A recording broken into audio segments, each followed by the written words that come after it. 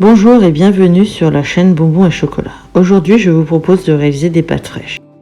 Pour cela, vous aurez besoin de 200 g de farine, 2 œufs, 2 g de sel. Mettez tous vos ingrédients dans la cuve d'un batteur et commencez à mélanger à vitesse moyenne. On continue à mélanger progressivement jusqu'à ce que les éléments commencent à s'amalgamer. Là, vous pouvez le voir sur la vidéo. La pâte commence à durcir, les œufs s'incorporent bien dans la pâte. Une fois que la pâte commence à obtenir la texture visible en vidéo, je vous propose de passer directement à la main. Il faut bien la pétrir pour que les œufs pénètrent bien dans la farine et que vous puissiez avoir une pâte bien homogène. Il faut pétrir relativement longtemps de manière à ce que les œufs pénètrent bien dans la pâte et pour donner une bonne élasticité également à la pâte pour faire travailler, pour mettre en action le gluten, tout simplement, ce qui donne l'élasticité de la pâte. Vous auriez très bien pu vous passer du batteur et commencer directement à mélanger dans un bol, à la fourchette et avec les mains ensuite. Le batteur est complètement facultatif.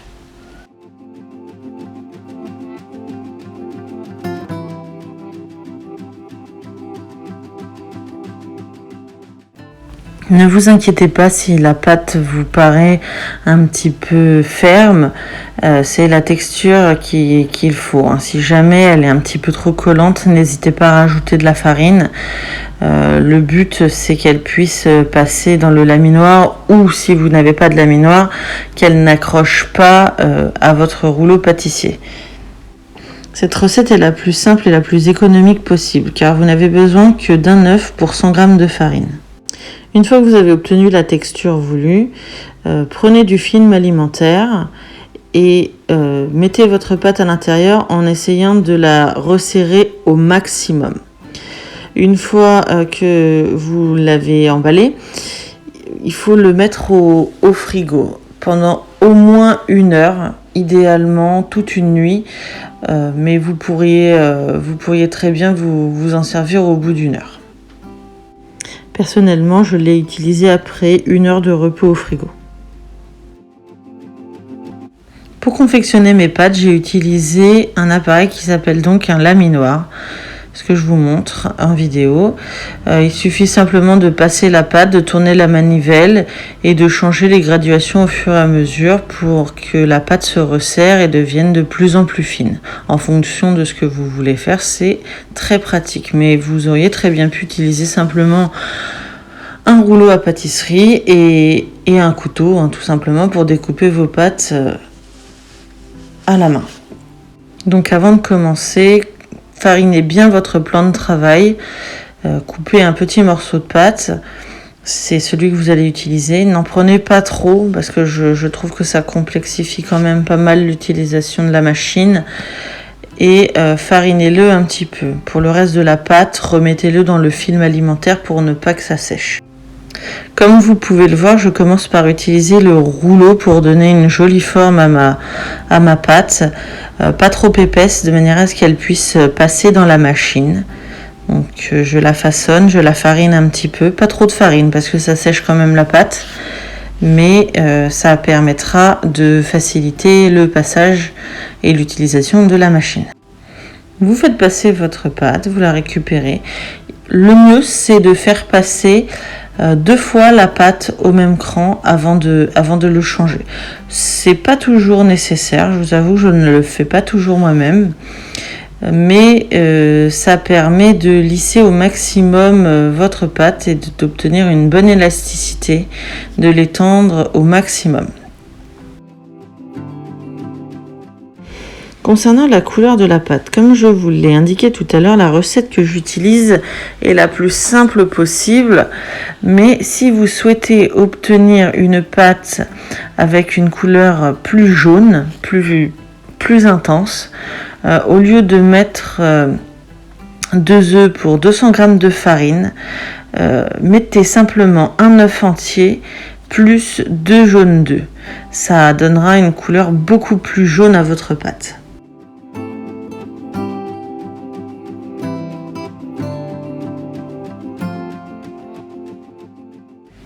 L'utilisation du laminoir est très simple et très rapide et on prend très vite l'habitude de s'en servir.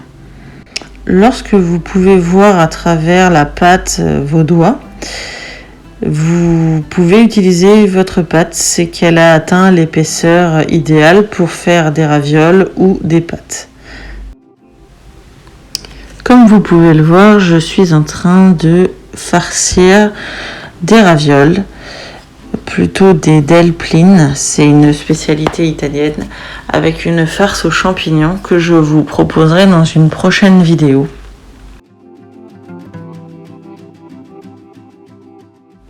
Cette pâte est idéale pour la confection de ravioles.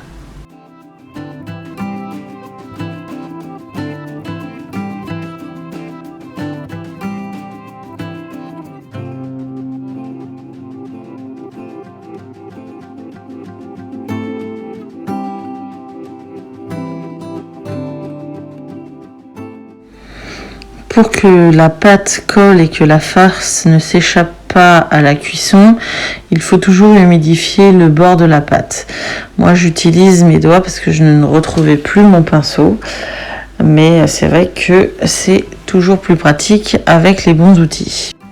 Mais comme on dit, à la guerre comme à la guerre, et faute de pinceau, j'ai utilisé mes doigts et entre nous, les ravioles ont très bien tenu à la cuisson.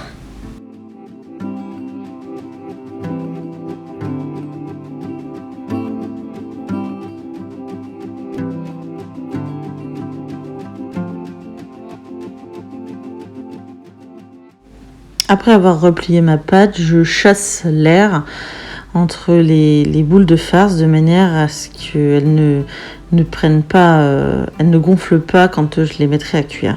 Et elles n'explosent pas, surtout dans la casserole avec l'eau chaude.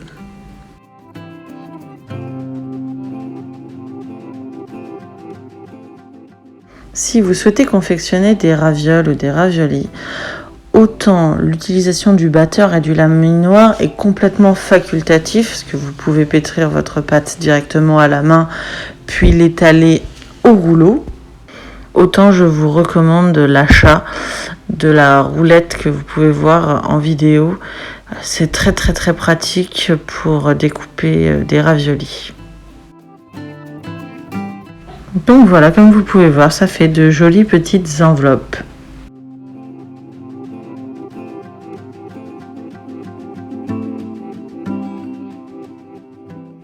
Maintenant, nous repassons une nouvelle fois un morceau de pâte de manière à pouvoir réaliser des spaghettis et des tagliatelles.